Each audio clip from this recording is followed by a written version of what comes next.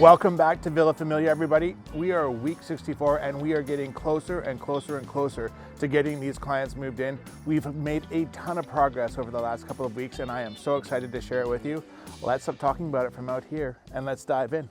We've had some landscaping work underway, and so we've got a basalt column retaining wall done here. What's happened is they've put filter cloth on the back side of it so that the rock doesn't spill through. And then if you look at it from over here, it looks very pretty. Organic, beautiful, awesome. Really, I love basalt columns for retaining walls. It's just a very West Coast thing. If you're from BC, we use a ton of basalt in everything that we do here because we've got a lot of it here. So anyways, I think it looks great. Let's keep rolling. Okay, so we have a whole bunch of the moldings on site already, and the reason this stuff is here, we always want to remind you, make sure you acclimatize your moldings before it gets installed. It needs to be in your home at least 2, preferably 3 or more days prior to installation. You would be shocked at how much MDF can grow or shrink depending on where things are at. So folks, trust me, acclimatize your moldings before you install them. It is critically important.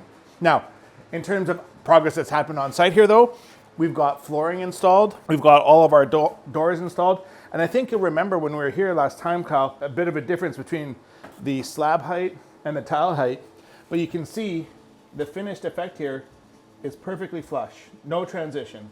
Outstanding work by the team on that, right? And then through here, we've got all sorts of plumbing fixtures on site, and we've got all the flooring down in here. Like, everything is looking fantastic. It just all needs to get installed now. So lots of work ahead for the team, but it's looking great. Loving the progress made so far. It does require a little bit of extra effort, but it certainly shows a level of professionalism when you have flush transitions.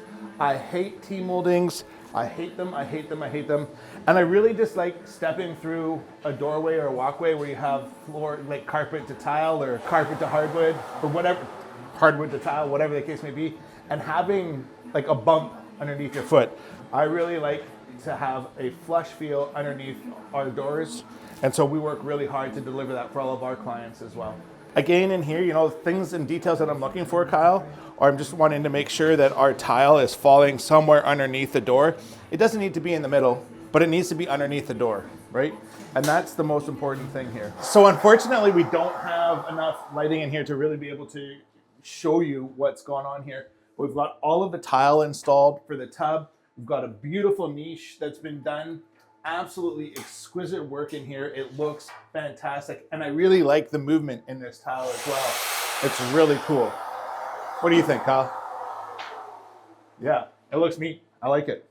Let's keep rolling. So one thing that a lot of people don't realize is that depending on the molding, you might have to set back your door casing. And the reason for that is the door hinge, right? If you don't have some sort of reduced front edge of your door casing, like if you're doing a flat stock, you're actually going to need to install your hinge side door casing closer to 1/4 inch away from the jamb.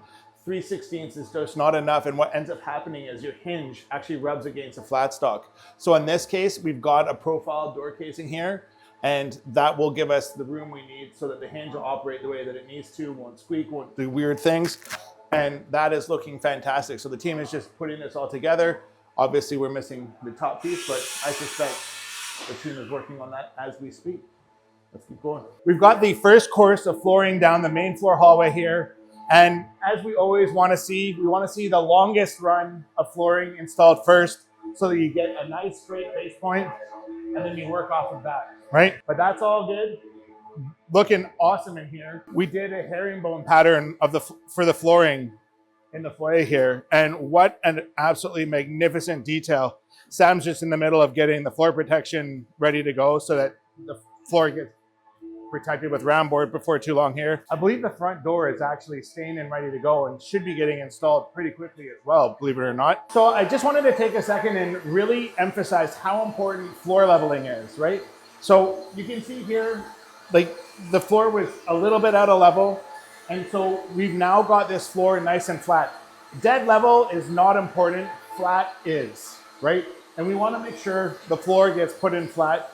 It's going to be what makes sure your floor lasts and does not fail on you over time, right? This is probably as close to perfect as you're going to get. And of course, just so that all of you keyboard warriors out there can see, primer was used prior to installing the floor leveler so that a proper bond from the plywood to the floor leveler was achieved. That's a wrap on today, everybody. Did you know Sprucehill Homes is the #1 company in the Lower Mainland for major transformations? If you're thinking about doing a second story addition or just a whole home renovation, or if you just want to renovate a kitchen or bathroom, we'll do that too. We have your back and we would love to be your partners in success. You can call us here or find us on the web. Either way, we would love to hear from you and we would love to work with you.